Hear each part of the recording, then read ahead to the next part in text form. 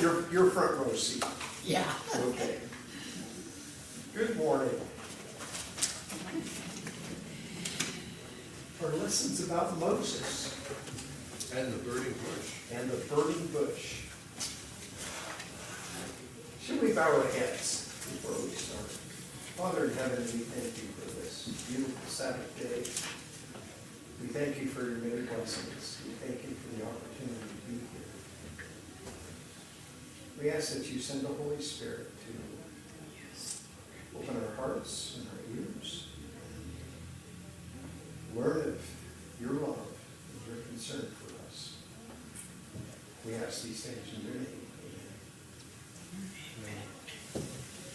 So how many of you ever seen a burning bush?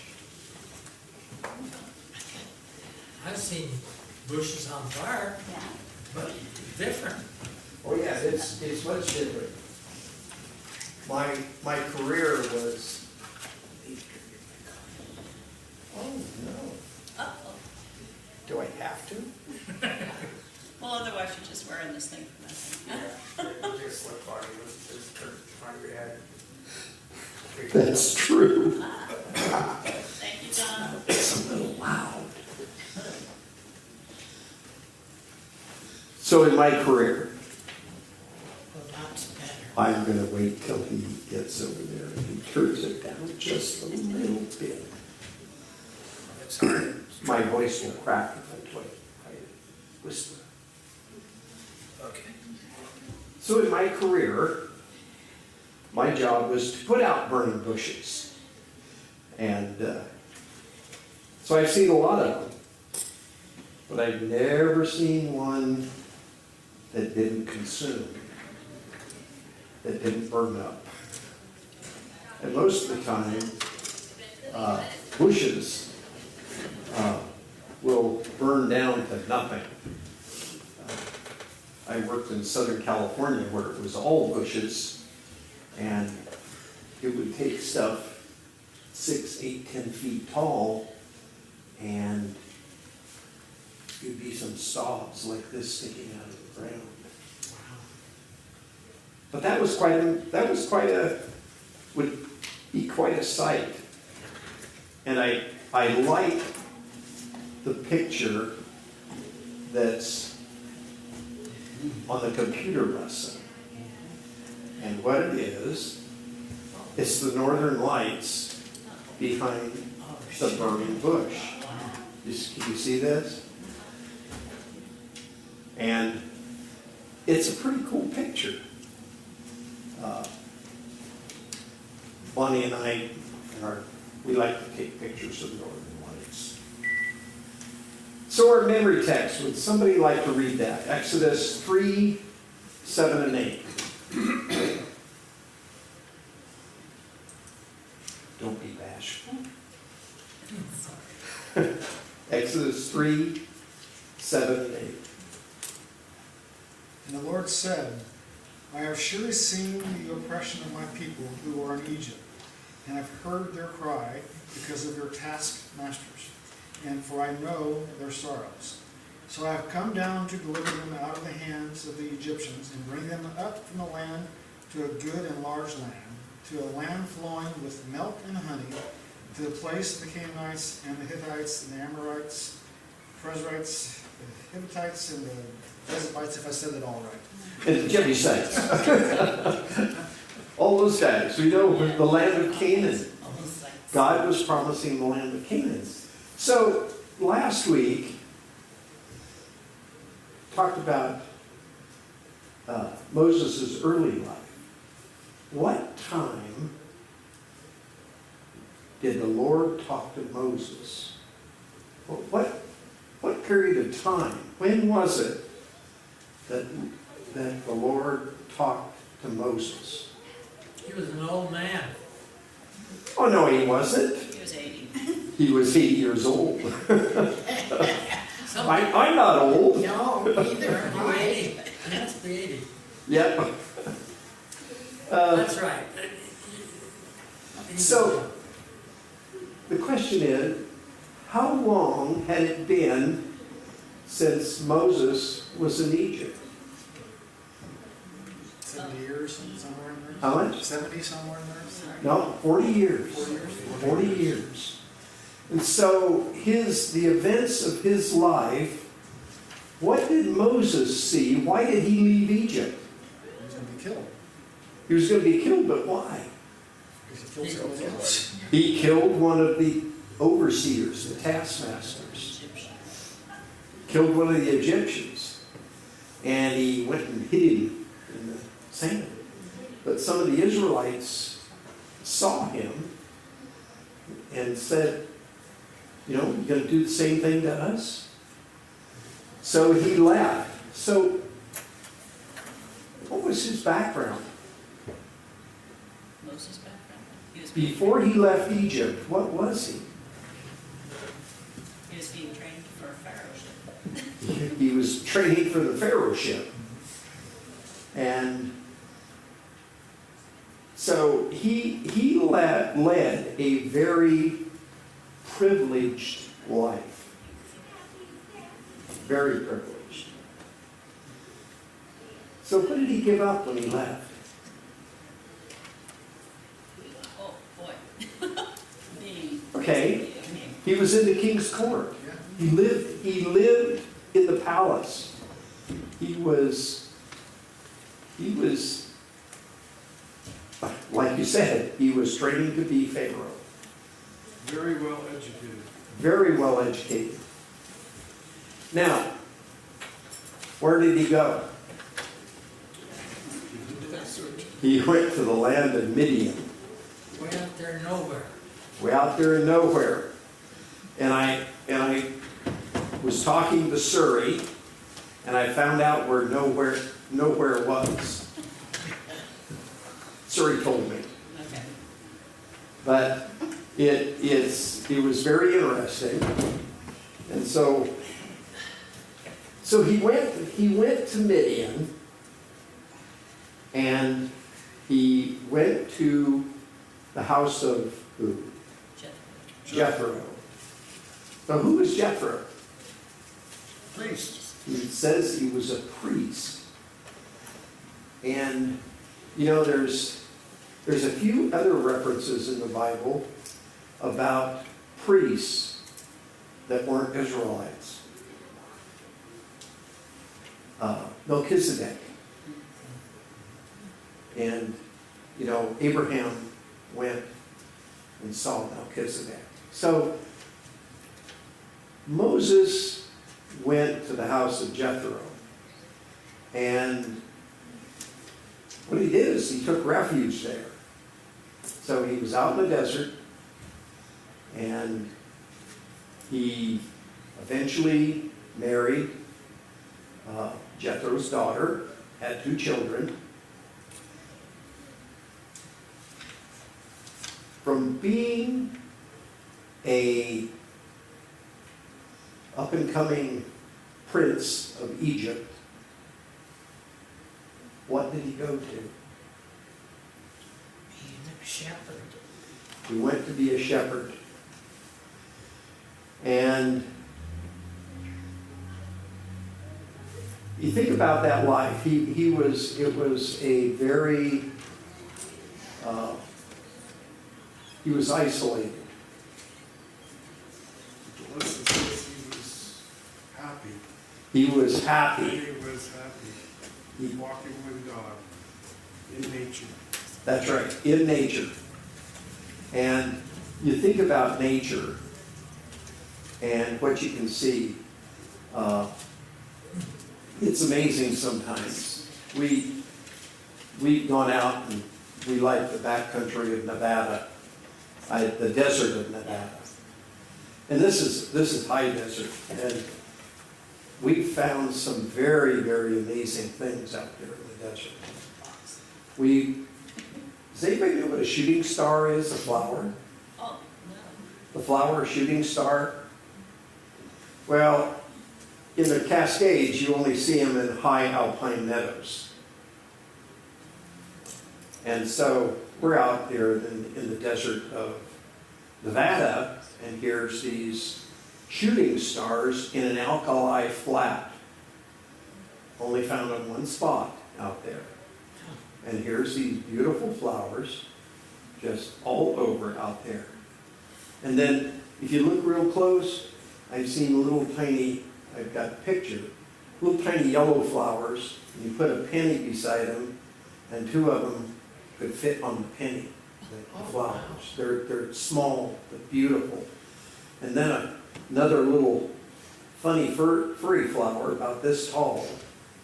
So I imagine Moses running around out there in the desert, herding his sheep, and looking at God's creation. And he was happy. What was something else that Moses did during that time? He got married. Well, he got married. He saw the burning bush. He had 2 children, Boys. and he spent most of his time alone herding the sheep. He wrote. He wrote 2 of the books of the Now, Bible. think about that. He wrote the first 2 books of the Bible. Which ones? No. Genesis is one, Genesis. and Job. You know, we get confused when we look in the Bible. Job is back in the Bible, but it was one of the first books written, besides Genesis. And so, he wrote. Now, think about the technology that they had at that time to write. Pretty limited. Be limited. What would he use? Berry juice and a feather. So, where was the first paper developed? Seemed like it was Egypt. It was Egypt. Ah, so he brought it with him? Have you ever seen a papyrus plant? Not in real life.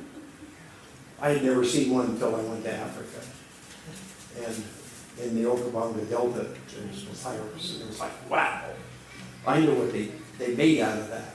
But that was the first paper. So you think about that, here this well-educated Egyptian prince was now a shepherd. Then he was writing. So he was very literate, and he had the technology to be able to write. And so to me, that was a very, the Lord was with it. You wonder, I mean, leading the Israelites out of the land of Egypt was a huge task. But during the 40 years that he was in the wilderness, he wrote these books. Mm. Sometimes I wonder which was the most accomplished work. Because Genesis and Job have gone through many, many years, Right?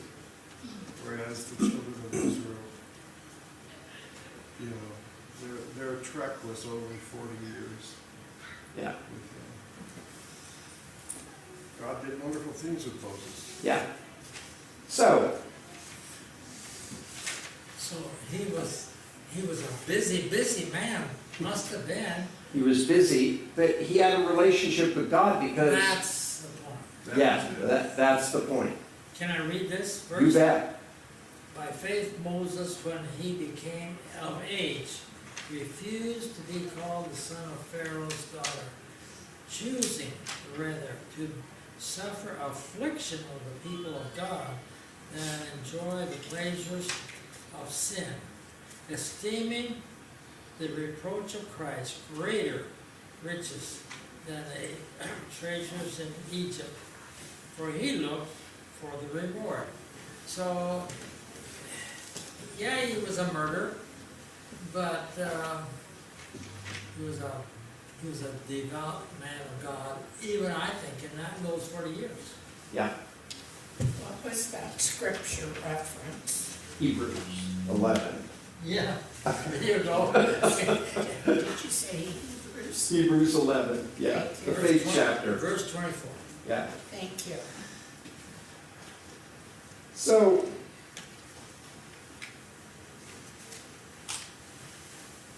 Moses was out there tending the sheep. He'd been writing. He had a relationship with God. And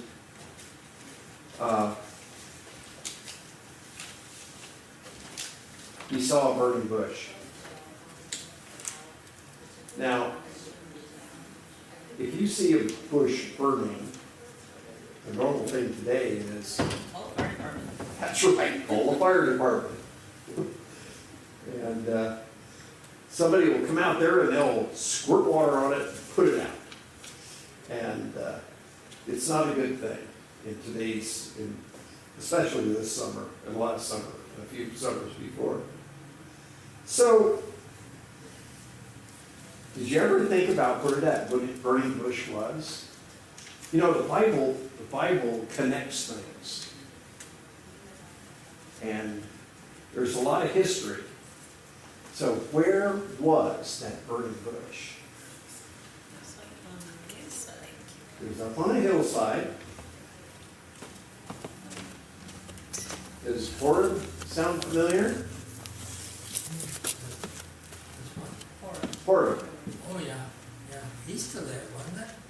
Well, it Right said out in the deserts. it was on Mount Horeb.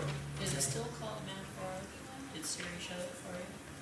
Siri told me what it was. Do you have an idea of what Mount Horeb is? Sinai. Sinai. That's right. Oh. So, where did, and we're probably going to study this in the future, but where did Moses have his experience with, other experiences with God? Up on the top. Up on Sinai again. Or the side, and the Okay. hiding in the cleft there. Okay. When you look at this,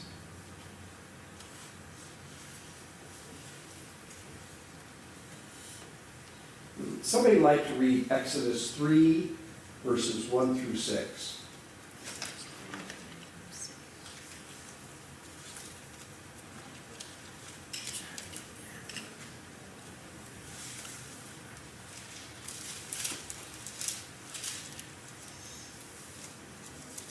Exodus 3. Moses at the burning bush, 1 through 6. Now Moses was tending the flock of Jethro, his father-in-law, the priest of Midian, and he led the flock to the back of the desert and came to Horeb, the mountain of God. And the angel of the Lord appeared to him in a flame of fire from the midst of the bush. So he looked, and behold, the bush was burning with fire, but the bush was not consumed. Then Moses said, I will now turn aside and see this great sight, why the bush does not burn. So when the Lord saw that he turned aside to look, God called to him from the midst of the bush and said, Moses, Moses. And he said, Here I am. Then he said, Do not draw near this place. Take your sandals off your feet, for the place where you stand is holy ground. Moreover, he said, I am the God of your father, the God of Abraham, the God of Isaac, and the God of Jacob. And Moses hid his face, for he was afraid to look upon God. And the Lord said, I have surely seen the oppression of God. Then we get into the memory verse. Yes. So, I want to go back to one other thing. Remember Moses, why he had killed that taskmaster he was beating an Israelite. And so 40 years later, God is telling Moses something. What did he tell him? I have seen the oppression. So, it says that he was to the back of the desert and came to Horeb, the mountain of God. And so we know that that is also the same as Sinai. And it says, the angel of the Lord appeared to him in a flame of fire in the midst of the bush. And behold, the bush was burning. And Moses at this time he goes, I understand the laws of nature. When something burns, it burns up. It's consumed. And why isn't this? And he's curious about this. Why doesn't this bush burn? And so it says he turned, then Moses said, I will now turn aside and see this great sight, why the bush does not burn. So he was questioning, he's going, wow, this is something. This is not normal. And so it says, when the Lord saw that he turned aside to look, God called to him from the midst of the bush, Moses, Moses. And he said, here am I. Then he, God, do not draw near this place. Take your sandals off your feet, for the place you stand is holy ground. Now, why was it holy ground? Because God was there. So it was a pre-incarnate Jesus in that burning bush. That's right.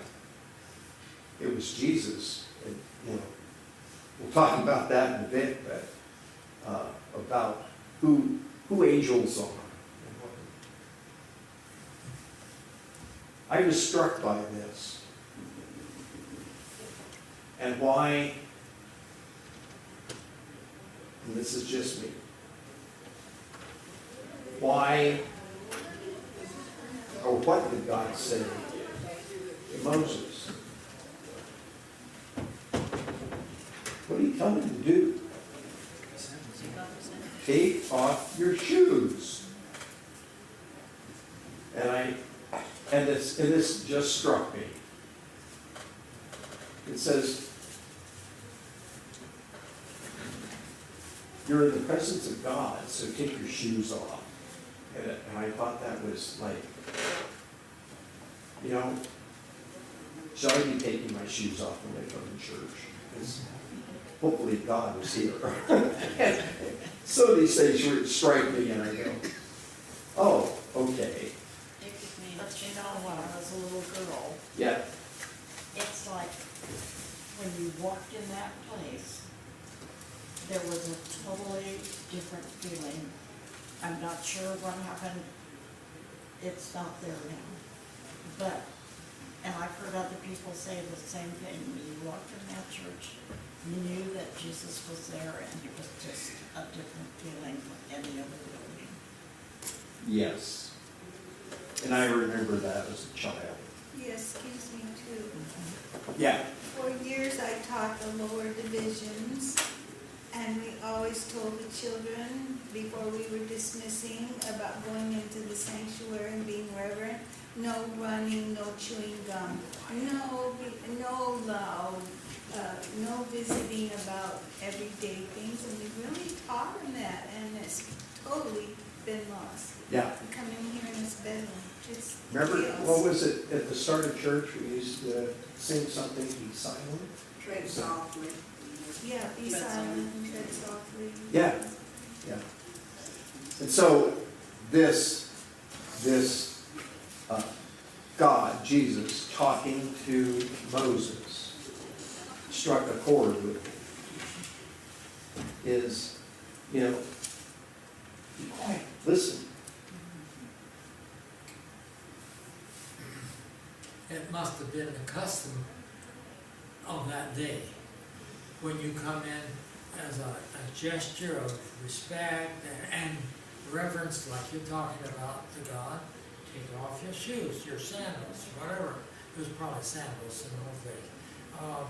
It was and like these, you're all talking about, we need to respect God because, no, we don't see Him.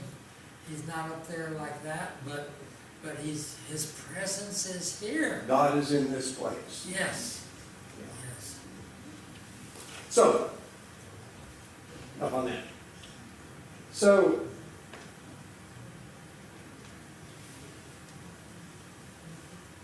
when he talked, he said, and he told Moses, he reminded Moses, and you'll see this wording over and over again. I am the God of your father, the God of Abraham, the God of Isaac, and the God of Jacob. And it was to remind him of the promises that go clear back to Abraham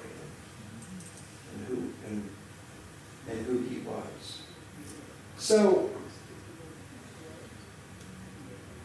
he saw the miracle of the burning bush, and that made an impression on him. And it says Moses needed 80 years before God deemed him ready to take the Israelites out of Egypt. 80 years. I don't know if I'm ready. It's hard to realize how old we can be. But he had God with him. And one of the things that I love about this chapter 3, is that I am who I am. And throughout the Bible, the great I am. Yeah. Those words mean a lot to me. Yeah. When I was in grade school, we had to go through and we had to make a list. We had to go through the Bible and make a list of the names of God. And that was one of the big ones. I am. And That's what made the Pharisees and notes line for that Jesus used. yeah, I am. Yeah. And so, speaking about who was talking to Moses, and it says an angel, and it goes on, it says, don't be confused with the title angel of the Lord as a depiction of Jesus Christ. The term angel itself simply means messenger. And it always depends on the context whether this angel is to be interpreted as human or divine. There are many instances in the Bible where the angel of the Lord refers to the divine person. So, what was the message God was going to give to Moses at the burning bush? I got a job for you. I got a job for you. I've been preparing you for all these years. We've been walking together, as it were, and now it's time to help those people down there that are groaning and are suffering and they're afflicted and they've actually lost their way pretty much. Yeah. So,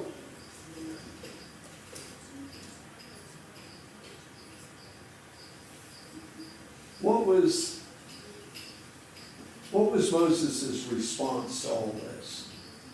Who am I? Who am I? Who am I to do this? And I'm sure you remember killing the Egyptian, and it could have been pure in his heart along with it, because I brought a +1 today. Very good. Welcome. It's good to see you. Happy Sabbath. You didn't notice, you can say mine. She was on the corner with a sign. Oh, yeah. Well, good to have you here. So, back to Moses, when God says, hey, I want you to do this, Moses goes, who am I to do this? And Could he not see that he was extremely educated. He had learned all these things while being in the wilderness. He doubted still But those are the his own worldly things. capabilities. He doubted his capabilities, but I think it was something else. I think he had been walking. He'd been 40 years in Egypt, then 40 years in the wilderness, looking at the flowers. And like me, I've been looking at the flowers and picking up rocks and looking at the skies. And I think he looked at that, and it's like, I don't want to go back to the hubbub. Right. It is peaceful. You had mentioned that out there in the desert he was happy. And somebody goes, okay, I want you to go do this. And he learned about his weaknesses. When he was in Egypt, he was given a statue, a level of respect automatically. Yeah. And then when he was in the desert, he learned how weak of a human he was. He learned he would speak eloquently, and he didn't think people would believe him when he came back. Yeah. And you think about that. In Egypt, you brought up a good point. He was respected. And I imagine, being a prince of Egypt, everybody kowtowed to him. Every time he walked by, maybe they went all the way to the ground or whatever. But he could stand erect and walk through everybody. But out in the desert, he learned humility and became humble. And he short story. I had a similar experience, not a Moses experience. God wasn't talking to me. But I had a very cool job on top of a very cool mountain at 6,000 feet, looking down on the LA basin and all the smog. And I worked way up high. And I had the coolest job in the Forest Service because it was the first year-round fire helicopter. We responded to fires year-round, not just during the summer season. The first one in the Forest Service. And I was happy. I had a wonderful base, up in the pines, high elevation, cool, and an entourage came out, 2 district rangers and 2 fire management officers and the people from the supervisor's office, and they said, we want you to go over here and we want you to be the liaison with the LA County air attack program. I go, I don't want to do that. I don't want to get in that hubbub. I'm happy up here on my mountain. And they all left. 2 weeks later, they all came back, that same group, and they had a forest supervisor and a personnel officer with them. And they went through the same spiel. And I go, no, I really don't want to do that. I don't want to go get in all that hubbub. And they said, after they listened, they went through it again. I told them again. And they said, well, and they turned out to be a good friend of mine, Bob Blakey. Said, Bob, give him his letter. It says, you are going to report over there on this date. So I did that. So it's kind of this thing. God was asking Moses to do something that he didn't really want to do. He didn't want to go back to Egypt and fight with the Pharaoh. So who was the Pharaoh that he was going to talk to? A new guy. But A new guy in office that he was mean, he was ruthless. oh no, the mean, ruthless one was the one where Moses killed the taskmaster. Yeah, but don't forget this Pharaoh. This Pharaoh says you will work and you will get your own straw and all of that kind Yeah, but that was that 40 years between. Yeah, yeah. So who was this Pharaoh? Wouldn't it have been his stepbrother? What's that? Wouldn't it have been his stepbrother? Yes. He was raised at the same time. He was the Pharaoh that Joseph would have been. He was family.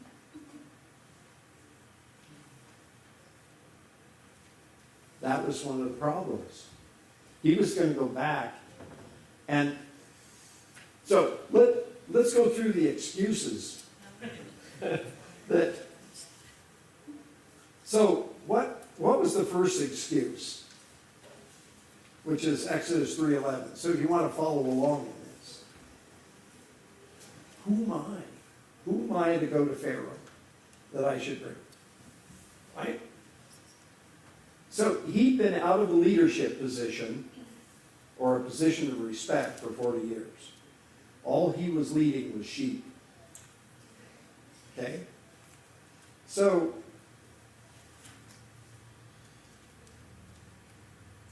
that was his first excuse. Second was who. And what did God say to him?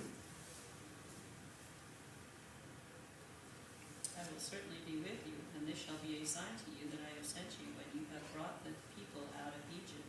You God? shall serve God on this mountain. God was telling him, I'm going to be with you. But did he trust God? Yes. That was the first excuse. Yes, He did not trust himself. Was he not trusting God, or was he not trusting himself? Well, He had doubts that God could make him the man. He didn't think it through. I don't think he thought it through to go, hey, if God is asking me to do this, then I should say, I will go. Yes, Okay? always. But he felt unworthy. He felt unworthy. You know, if you're going to lead millions of people out of the land of Egypt, the land of Canaan, that's a big task. And, you know, I've been responsible for 5,000 firefighters. And that's a big task, herding those around and getting them organized and providing for their needs. Yes. But you think about the task of millions of people and getting that.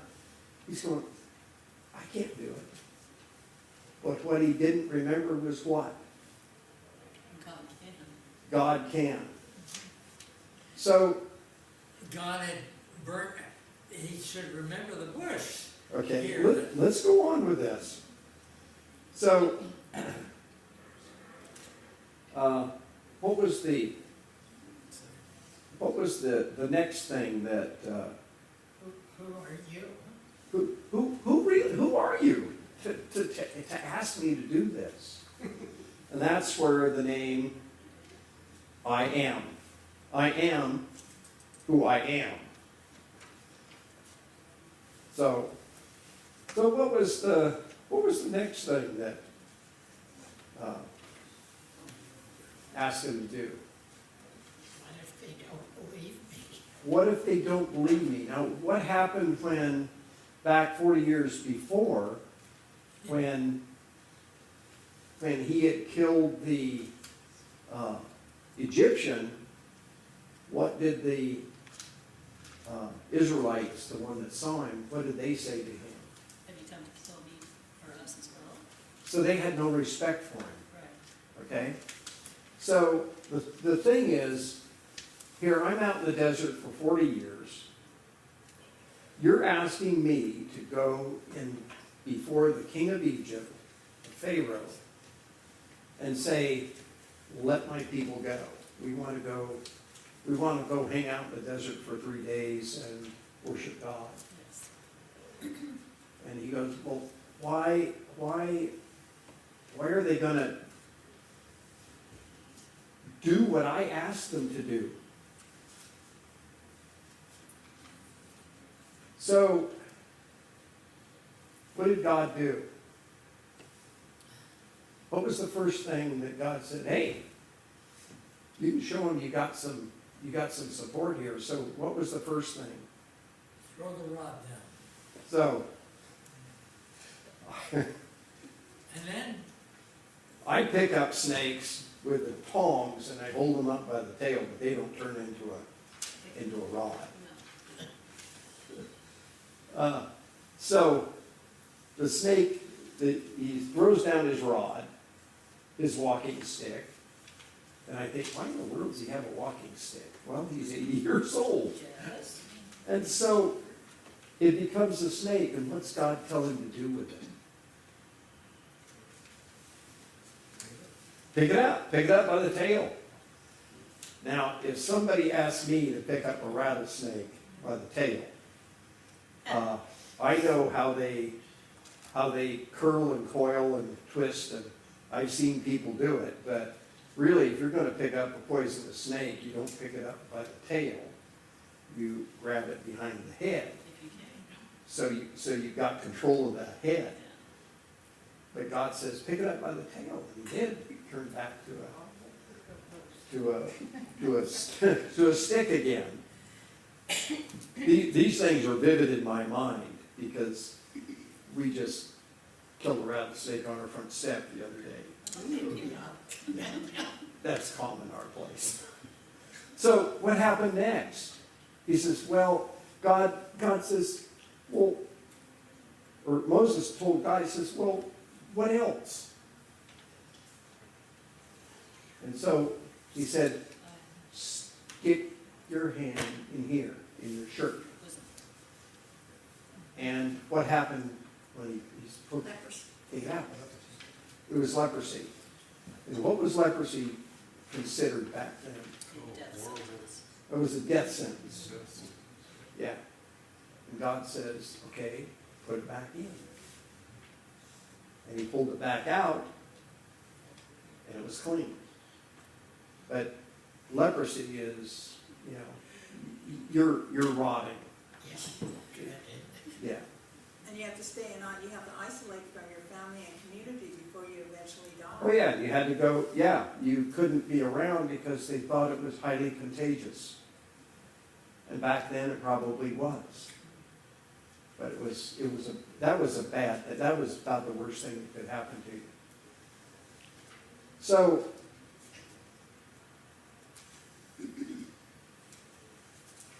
Moses goes, what was his next excuse?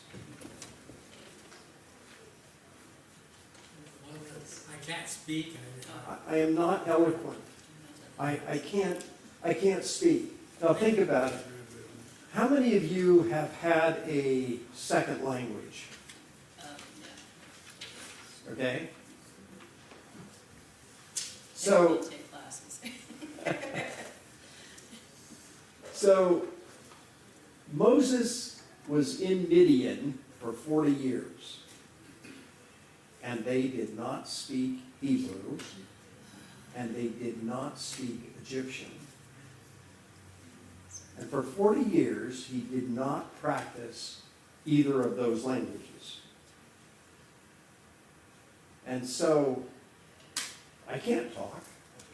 I can't communicate. I cannot get ideas across.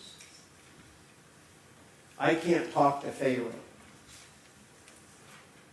Thank you, Gordon, now that makes sense. Okay?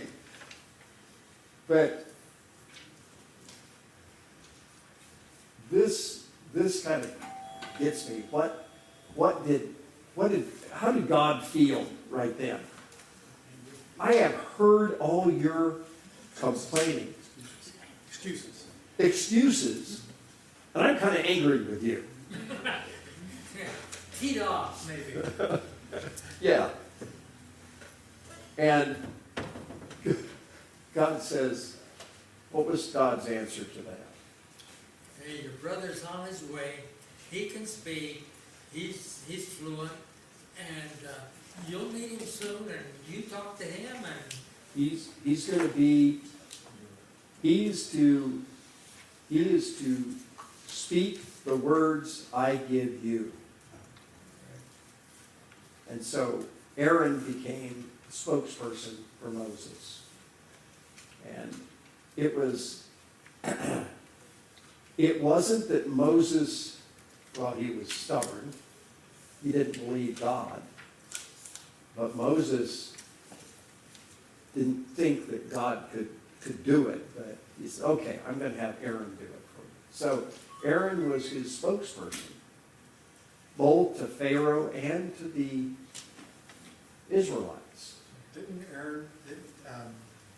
God say to Moses that Aaron would be like a god to Aaron? You would be Yeah. like a god to Aaron? And that was strange language in there. It said that you will be a god to Aaron. Yeah. But what it is, it was really meaning that God was going to speak to Moses and lead Moses. And Moses was going to give Aaron the word, give Aaron the things. But yeah, you're right. It said Moses was going to become a god. And I love this dialogue that God has with Moses. Yes. God knows all the excuses that Moses is going to present to him. But he deals with each one to Moses. He doesn't dismiss them. yeah. You know, they talk about it. And, you know, that's where God's mercy and The point of this is, does the first bell ring, but the point of this is, we're called to do things, and we're being shown the example of Moses, and don't be afraid when we're asked to do something. That was one of the things that I got out of the lesson on Monday at the bottom. It says, why is humility and the sense of unworthiness so important for anyone? And so as I read that, when I got out of the lesson, is that if we are humble, it allows God to take charge of us and use us for his purposes. And that's what Moses was he felt unworthy, but he had a great sense of humility. And I think he gained that in those 40 years of walking with God. I think about it, and it talks in the lesson about when Moses wrote Genesis, he gained a full understanding of the concept of creation, of the plan of salvation. And, you know, so in writing all this down, when you write something, you tend to remember it more. And I think he gained that humility. He gained that sense. But the one little thing is, he didn't say, like Samuel, here I am, take me and go. So I think there's something for us to learn in this. I know there's something to learn. Yeah, this lesson could go on for another hour or so. Shall we bow our heads? Father in heaven, we thank you for the example of Moses and the ability to be humble and have humility, but listen to your voice and answer your call. Be with us this Sabbath. Send your Holy Spirit to be with us and help us to have a wonderful day. We ask it in your name.